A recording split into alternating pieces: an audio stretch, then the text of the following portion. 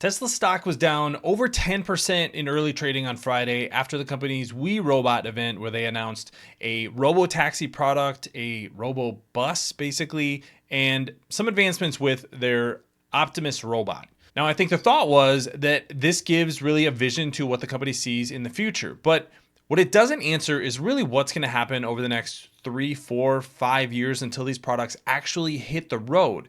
And I think this is really what the market's reaction was about. A lot of investors are expecting some sort of lower cost vehicle. So a $25,000 vehicle that's been rumored for quite a while, seems like that must have been completely axed from Tesla's plans. And what we have now is a vehicle that may not hit the road for years in even a best case scenario. So I want to go through why the market's reaction is so dramatic, because we got a lot of what we expected from this robotaxi event.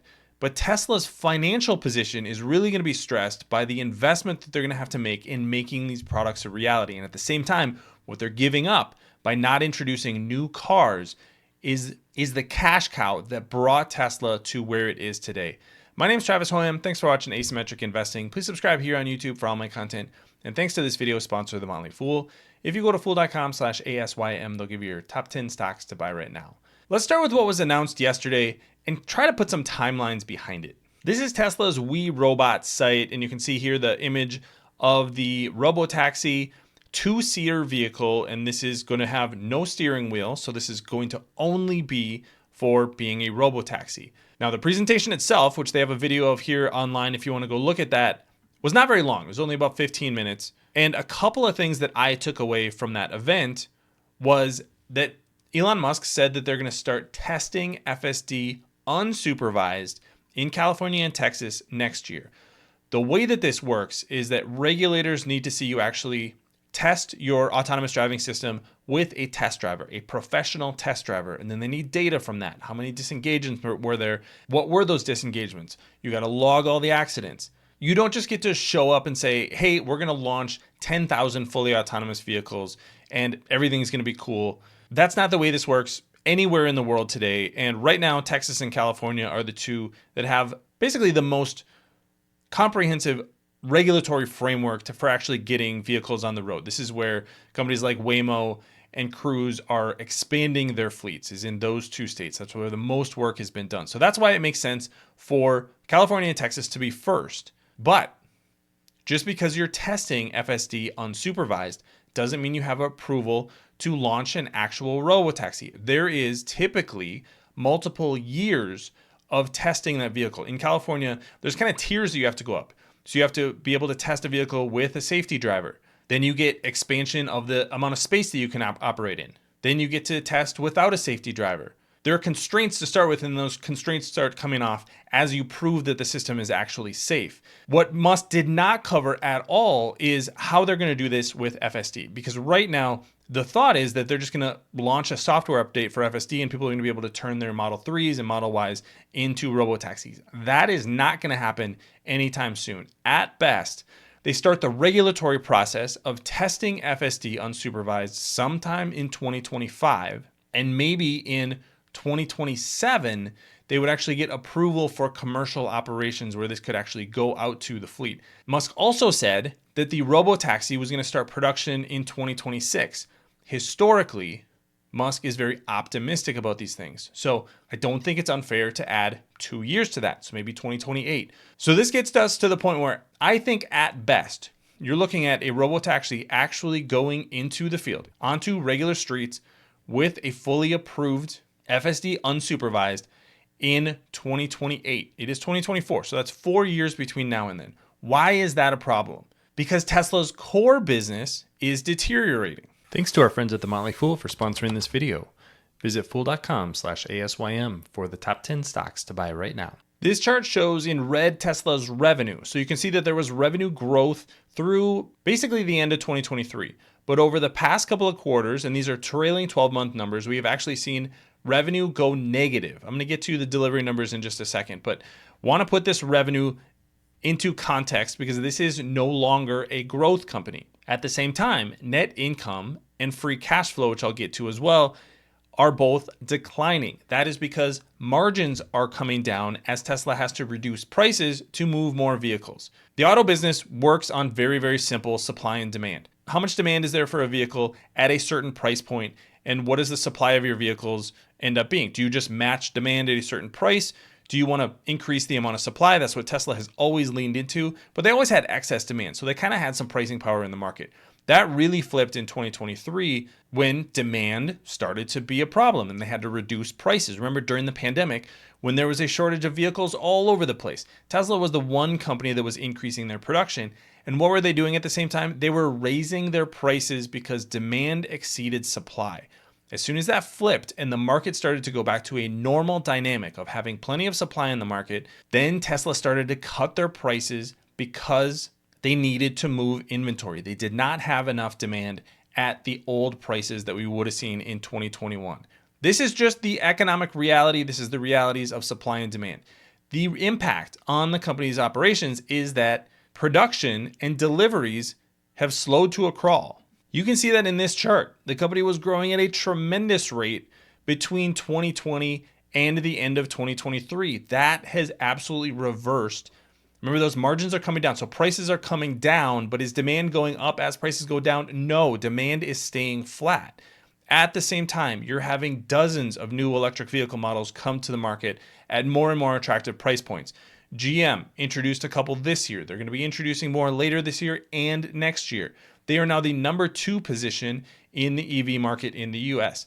Hyundai, Volkswagen, these companies are all coming out with new, really fairly priced electric vehicles. That is the competition that Tesla is dealing with. And what are they bringing to the market? They're bringing essentially a design that is over a decade old at this point. The Model 3, Y, S, and X are all built on the same Model S design that goes back to, I believe it's 2012. The Model 3 was introduced in 2017. That was 7 years ago. And what Musk told us yesterday is that there's basically nothing new except for maybe some minor refreshes coming through probably 2027 or 2028. Remember, it took years to get the Cybertruck into production. And this gets to Tesla's business model. This is the way the company works. They use essentially an Apple business model. They have a team of engineers, very smart people, who focus on a problem or a project, and then they move on to the next problem or project. So the Model 3 needs to be introduced. They're working on the Model 3, and that's all that they're working on. They're not working on updating the Model S or the Model X. They're just working on the Model 3. This is why you see at Apple in particular, pieces of older software just don't get for 5 or 10 years because there's literally nobody working on them. A traditional auto company will have a team that's working on the Chevy Tahoe. And there's minor updates that you have every couple of years, but then there's typically a refresh cycle that lasts 7 to 9 years, where you actually do a major refresh of the line, change the design entirely, and kind of, in theory, to pique buyers' interest. Tesla does not work the same way. So the Model 3 is getting to the point where you would expect to have a refresh if this was a normal auto company, but it's not a normal auto company because their structure is very different. So if they are working on the Robotaxi, the Robocab, Optimus, FSD, that's where all of their engineering and design resources are going. They're not going into refreshing these older models. So this is what the market is thinking about today, is what does the next couple of years look like? If margins are declining because demand for the current 3, Y, S, and X are declining, that's going to mean that the core business is going to still be in decline 2, 3, 4 years from now. In the meantime, what is Tesla going to be spending money on? They're going to be spending money on NVIDIA chips, on building out these data centers that are going to power their AI capabilities.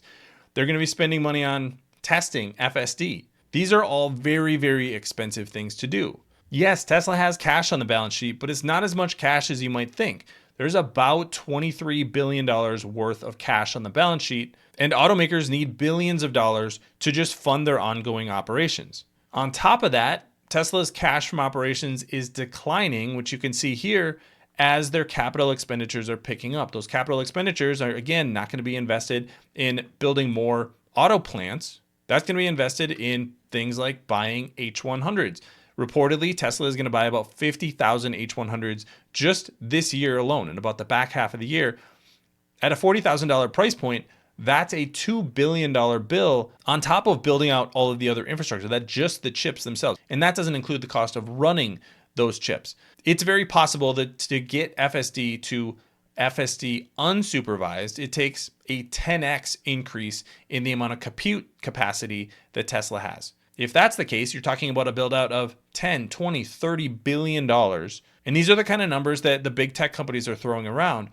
But that's where the money is going to be invested is in those products that don't really have a financial impact on Tesla for multiple years in the future. So this is why the market is having the reaction that they are today. Tesla is clearly trying to make the vision even bigger for FSD, for autonomy, for robots. But what they're doing is they're putting their resources in that future that is very uncertain, that doesn't yet exist, that I think we could argue Tesla is actually behind a number of other competitors, particularly companies like Cruise, Waymo, and Mobileye. And in the meantime, they're going to be giving up developing their core and expanding their core, which is making vehicles and getting more and more vehicles on the road. It's kind of a chicken and egg. Yes, FSD may eventually be unsupervised, but Elon Musk mentioned having 100 million vehicles on the road. If you're not selling tens of millions of vehicles between now and then, how are you going to get 100 million vehicles on the road? Tesla sells less than 2 million vehicles today. There are multiple automakers who are moving deeper and deeper into autonomy, who are selling more vehicles than Tesla. GM alone sells about 3 million vehicles just in North America. Those vehicles are getting Super Cruise. They're expanding Cruise. They're going to be building on the Chevy Bolt platform, which is going to be fully autonomous, level 4, no driver, and it's going to have 4 seats. So this is the dynamic that Tesla is dealing with. There's no guarantee that what they're saying they're going to do is actually going to be able to happen with a vision-only 2-seater robotaxi. And on top of that, they're not investing in their core business because they have this bigger vision for the future. So this is why the market is down today and really down on this announcement. I still think Tesla has a ton to prove in this space. They need to prove that FSD can go from supervised to unsupervised, which is no small task. And I think we may be years away from that happening if it ever does. So something to be aware of if you are a Tesla investor or if you're interested in autonomy in the future. I think there are other better bets where the risk reward profile is much more attractive for investors. But let me know what you think about Tesla's We Robot event and everything we heard there. Leave your comments in the comment section below. Don't forget to subscribe to Asymmetric Investing. Thanks for watching, everybody. See you here next time.